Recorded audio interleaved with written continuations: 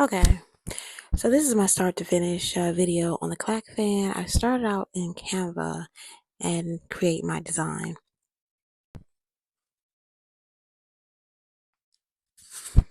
Assuming that I'm still recording. I had to blow it up so I could see it because I'm doing this on my phone. Still getting used to how to use the mic. But anyhow, we started out with a blank canvas. You saw I picked it 25 inches by 13 canvas. And if you've got my template, you know what this is. We also pulled the template out to be 25 by 13 inches because that's the size of most fans. And we changed the transparency down. We're going to give our file a name so that we know what we save it as, of course. So that's what you see me doing here. I'm giving my file a name. And here I'm going to start designing. Now I started out making this fan as appreciation, and I needed some content, but you know, why not? So I've crammed this hour video down into 30 minutes.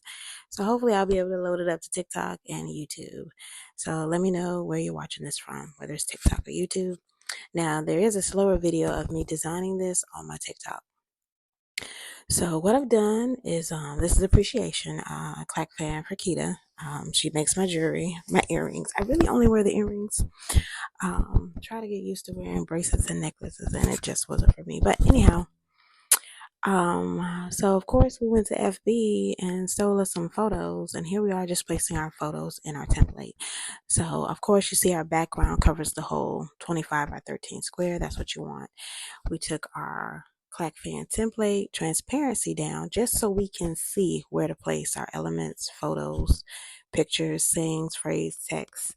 That's what that used for. I understand a lot of people are confused about this template and why we changed the transparency, this, that, and the third. It's a method used by a lot, especially different apps, whether it's Photoshop or Canva. Anyhow, when it's all said and done, we're going to get rid of it, whether we delete it or whether we take the transparency down to 0, because you may want to use this file again. You never know. So I'm trying to stay within the frame. Some stuff may get cut off, but that's okay, because there's a part 2 where we are going to use the Canva frame to drag and drop our image, which will cut any access off that we don't want in our fan. So yeah, so I went and took me some photos and did what I want with them. I try to include her people. So she's already got her fan, so it's okay for me to post this now. You know how you'd be like, oh, it's a gift, I can't post it yet. But she said I forgot her sister. I was like, girl, I didn't even know you had a sister. But anyhow, I am just playing with my elements here, with my images, my photos, just trying to fit them like a puzzle. I mean, you do you however you design your Clack Fan, however you put your stuff in your frame. Entirely up to you. You know, I've got several videos showing people how to use these templates that I've created. And I do the 2-step method. You know, the first step is designing. And then the second step, of course, is dragging and dropping it into your frame. I'm trying to decide what camera frames I like, and as you can see, I didn't like that one. You can find Canva frames, which are frames. They're shapes that you could drag and drop a photo into. You know, same thing we're gonna do in step 2 with the Canva, with the with the Clack Fan template. So all I did was type in frames in the search bar at the top left, and you see I'm kind of going through them. So since she ships packages, I found a polymer frame, and it kind of has a bubble texture to it, you know, like a bubble meller. So I ended up going with that frame. Because, you know, nobody really likes the blunt or square look, but it is what it is, to each his own.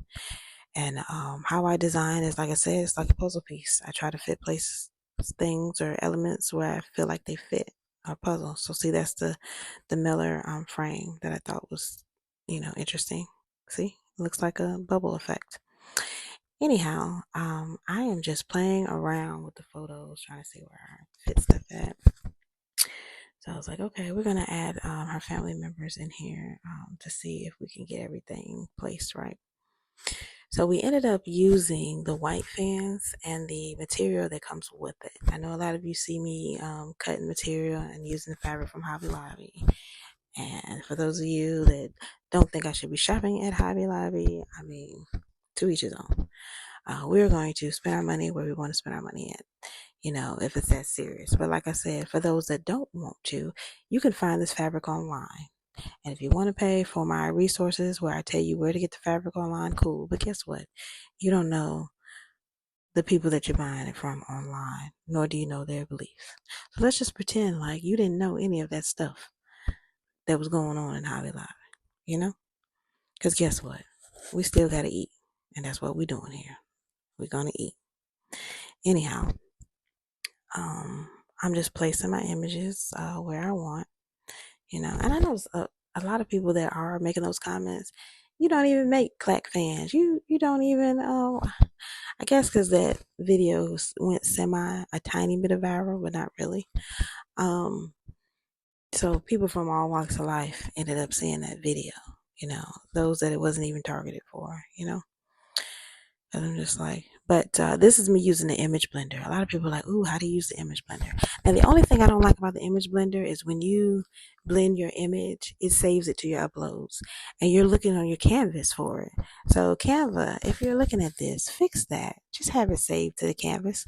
We do not want to go searching our uploads for an image that we just blended. But it's all good. We figured that out. So what you do is you got to go to your uploads, put in the new image, and get rid of the old image, But hey, it's all good.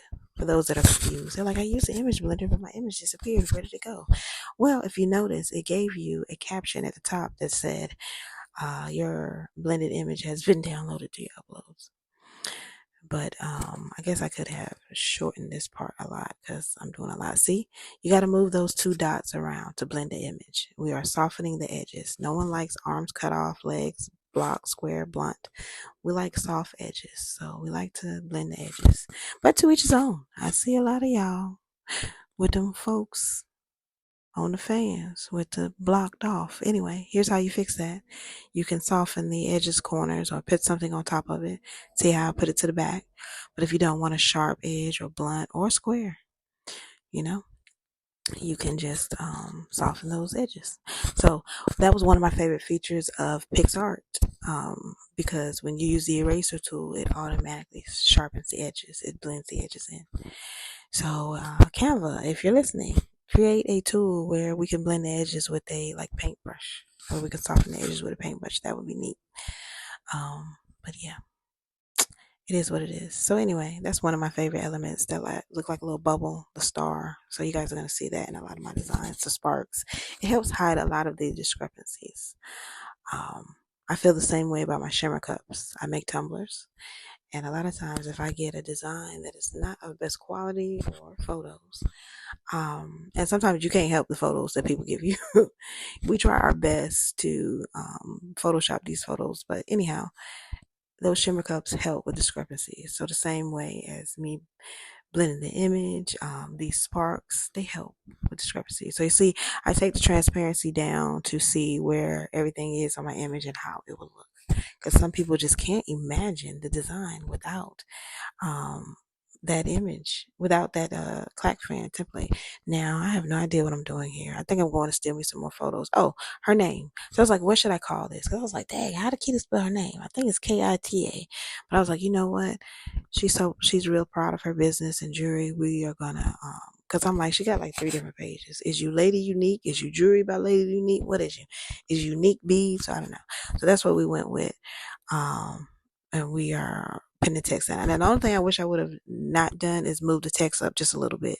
Try to keep your text away from that center middle circle part, because it would have been cut off. I had to move my fan up a bit, which cut my feet off. So you'll see later in the video of me cutting the feet off because I put the text too low.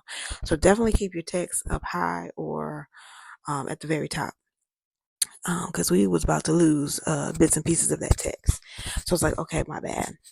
And especially those where the fans are too big, you're probably going to end up cutting the feet off anyway. So I was like, you can also use the same hack for those fans that are too big. I know a lot of you are tiling, which to each his own.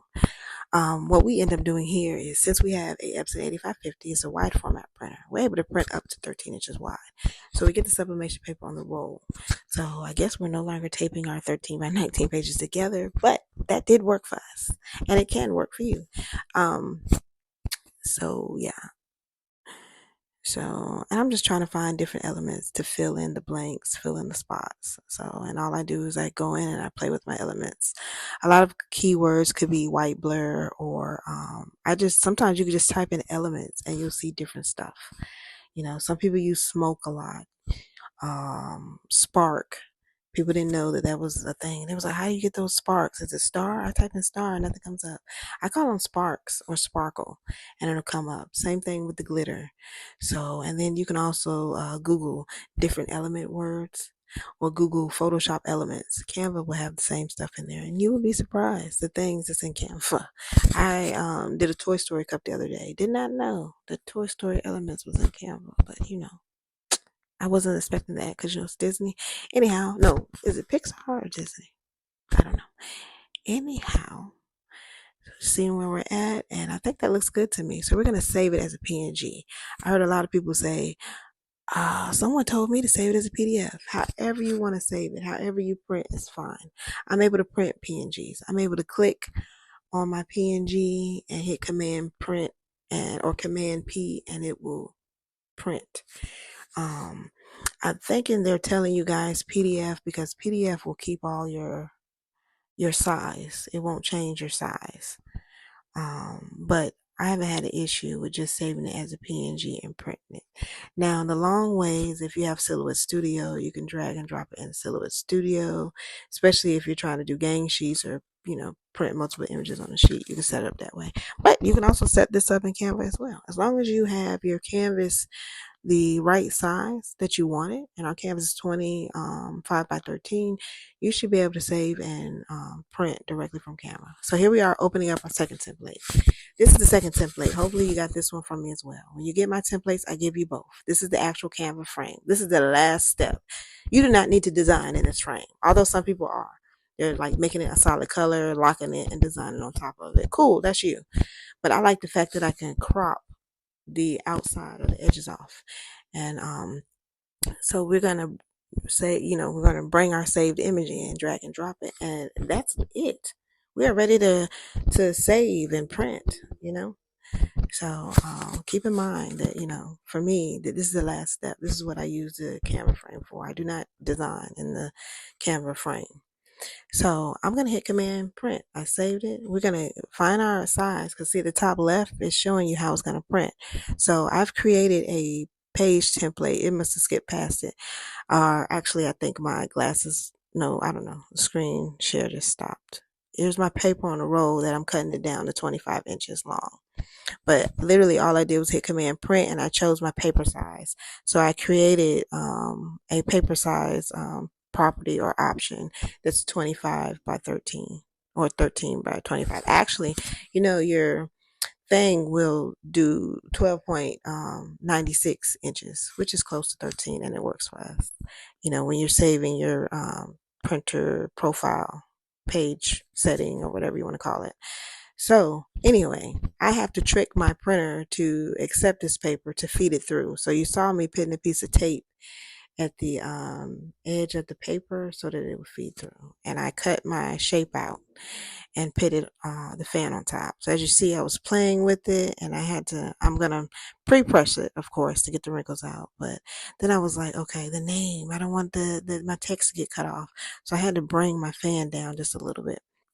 Now, mind you, I taped the heck out of this, so I did get some fraying only because of me taping the heck out of it. So those that are using other methods, I don't know, this worked for me because even if I have fraying, there's a thing called fray check, so I'm gonna use that. So I still want to tape my fan up so that it doesn't move, but to each his own as far as how much tape you use. But I press mine in reverse. I use 20-pound hammer mill paper. That's what you see as my parchment paper. I feel like the thicker your butcher or parchment paper is, the better it helps with your pressure. And this is what worked for me. You can also get this in brown paper, like the grocery bag paper.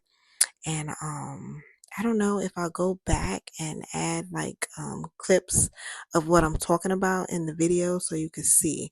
And it comes in white or brown. So you could just say this one is the white one, but it's what I had and what I use. I do have some down below hanging across my chair. That paper was too thin and giving me all types of problems. When I chose to use the thicker butcher or parchment paper, oh my God, that was the trick. That and me pressing in reverse. I don't know what that means, but it just means I press the I don't know how to explain it. Like from left to right, I guess, how I press. You saw how I put it in the press. So as you see, my feet have a white strip on it. That's fine. We're going to trim that off with a rotary cutter and keep it moving. And I feel like you can also do that for the fans that's too big. Why? Because we wanted a 13-inch fan anyway, not no 16-inch. But this is not one of those. The only reason why I moved it up because I didn't want my text to get cut off, and it still works.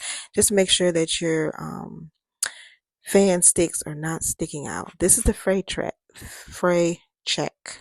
It's kind of like glue. It feels like Elmer's glue almost when it dries on your finger, because me taking the tape off had it frayed just a tad bit. And that's supposed to keep it from fraying any further or kind of seal it. Here's the placemat. You also get the placemat if you get the template from me. People are like, ooh, what's the placemat? It just helps you figure out where to put the sticks down, especially if you're putting your fan together right side up. Now, what I forgot was that this fan already has an adhesive tape line where the tape used to be. So technically, you don't even need to use placemat for the white fan, especially if you're getting it from Amazon or Alibaba, the ones that are already put together that's white. I should have put this fan together in reverse. Just put the tape back where it was and then put the sticks on top of it. But either way, this is one method. But there's also another method that I was like, I wish I would have used that method. Why? Because using this method, I ended up creating a new adhesive tape line. I was able to remove it though, but I was like, oh my God, now we have like double tape line. So you don't want to flip the fan over and see tape residue line right next to your stick. So that's what ended up happening. So I did end up like removing the sticks and readjusting them and placing them on top of the old tape residue line. So I would suggest you just follow the old tape residue line and put the tape there. So that's what I did the very first time I did one of these. I was like, that's hard for me to remember exactly what I did. So I don't know. I'm getting over 40. 40 and over club. And sometimes I have to reteach myself how to do something over and over again because I can't remember. I was like, damn, what was the last step? Kind of like with directions or they spoil us with Google Maps or MapQuest ain't even a thing no more. But if I use my GPS to get somewhere, I'm gonna need to use it also to get back because I can never come back the same way I came. So make sure the top of those sticks are covered. I'm seeing a lot of you put fans together and the sticks sticking out at the top. To each his own if that's what you like. But in good taste, you kind of want to cover those sticks at the top. And usually by doing that, you can just pull your feet up just a little bit. It is neat to have your feet come all the way to the end, but if you need that extra room at the top, pull your feet up just a little bit, which are the two ends of the rainbow. That's what you want to call it. So here I am using adhesive tape. We had some tape from Hobby Lobby. We didn't like it. It was not strong enough. Hobby Lobby sells double-sided tape in the paper craft area. They have extra strong, which is the red one that you see with the red pilling, and they have regular. So we were just trying to use it to get rid of it, use what we have. Like I said, this was an appreciation gift. So we doubled up on the double-sided tape to try to make it stronger. We used a piece of regular and we used a piece of stronger because this tape ain't ish. This tape is not it. So if you also downloaded my Clack Fan resources, I tell you where to get some better materials. And all of that will be linked below if you're watching this from YouTube. Everything, most of my materials that I use are linked below. I try to link it when I'm doing a YouTube video. So, yeah, that seemed to work, doubling up on the tape. I was able to clack right away or whatnot. But like I said, this is one way to do it. If you're using those blanks, they don't have a tape line. But if you're using a fan that you're taking apart and you're putting back together using everything it came with, flip that fan over and put that tape back where it was at. Because that was the mistake that I made here. But that's okay. because I was able to fix it. I went back and did it. But this is just for demonstration purposes to show you all how it's done, because I'm getting asked a lot. They say that most of the tutorials and videos that they're finding, which now there are a lot of them, before there wasn't, they're going too fast. So I tried to upload the slow version, but the volume on it sucked. It was like, I can't hear you. So here I am using my mic and telling you. So of course, you know that last stick to the far right, of course, that piece goes under it. So that's something that you also often have to remember. But technically, if the tape line, the residue of the old tape line is there, you should remember to put that last one on top. So I've been seeing some people not doing that. They putting the fan together and forgetting that step. But I see folks in the comments correcting them. They're like, you know, that one on the right, it goes underneath. So, and here we are. We came kind of close with the sticks coming to the top, but she still clacks and she still works. So.